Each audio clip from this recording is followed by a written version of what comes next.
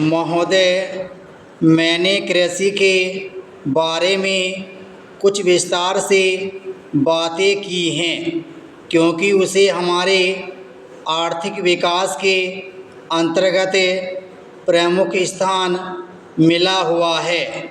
लेकिन उद्योगों के क्षेत्र में ऋण व्यवस्था के मामले में, चाहे छोटे उद्यमियों के लिए ऋण हो या बड़े उद्योगपतियों के लिए, हमें सावधान रहना होगा और नए दृष्टिकोण को अपनाना होगा।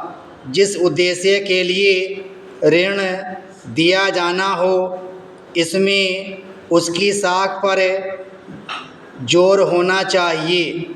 बैंकों को अपनी नई योजनाओं का तकनीकी, आर्थिक और वित्तीय मूल्यांकन करने के लिए तैयार करना होगा। उन्हें बाजार बिक्री की भविष्य की संभावनाओं और आयोजन संबद्ध ताज़ा से ताज़ा सर्वेक्षण करना चाहिए।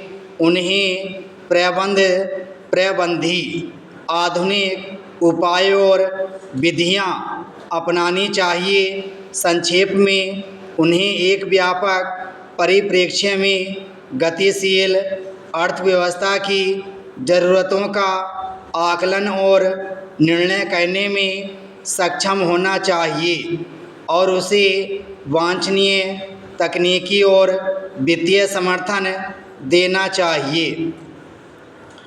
मैं जानती हूँ कि इन कामों के लिए बहुत उच्च कोटि की व्यवसाय पटुता और प्रबंध कुशलता की आवश्यकता होगी।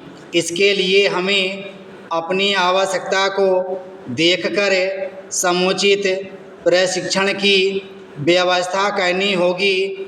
कुछ क्षेत्रों में भय पाया जाता है कि राष्ट्रीयकृत बैंकों में शिष्ट व्यवहार और कार्यकुशलता का अभाव रहेगा। मैं आशा करती हूँ कि यह भय निराधार होगा। बैंक कर्मचारियों राष्ट्रीयकरण का बड़ी गर्मजोशी से स्वागत किया है। यह सुनिश्चित करना उनकी विशेष जिम्मेवारी है कि अच्छी सेवा का पिछला कीर्तिमान न केवल बना रहे बल्कि बेहतर बने। मुझे प्रसन्नता है कि मुझे आपसे मिलने का यह अवसर मिला और मैं आपके सम्मुख अपने कुछ विचार रख सकी। आने वाले वर्षों में आपका योगदान बड़े महत्व का होगा क्योंकि आप हमारे आर्थिक विकास के स्वरूप और गति को बड़ी सबलता से प्रभावित करेंगे।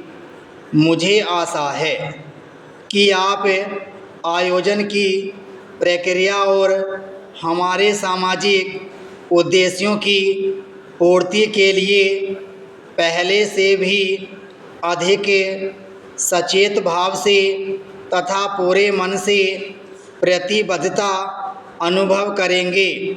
हम सब राष्ट्रीय जीवन में बैंकों के महत्व से परिचित हैं और निसंदेह निजी क्षेत्र के बैंकों का वर्चस्व बना रहेगा और देश को उनसे मूल्यवान सेवाओं की आशा है।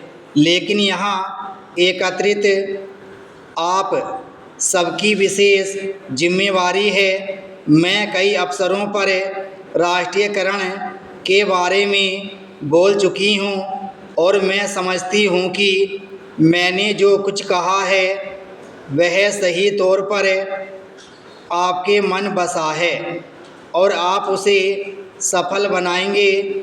माननीय सदस्यों, संसद के इस सत्र को संबोधित करते हुए मुझे हार्दिक प्रसन्नता हो रही है। कुछ ही महीने पहले देश ने अपनी आज़ादी के 75 वर्ष पूरे करके आज़ादी के अमृत काल में प्रवेश किया है। विराम स्टॉप।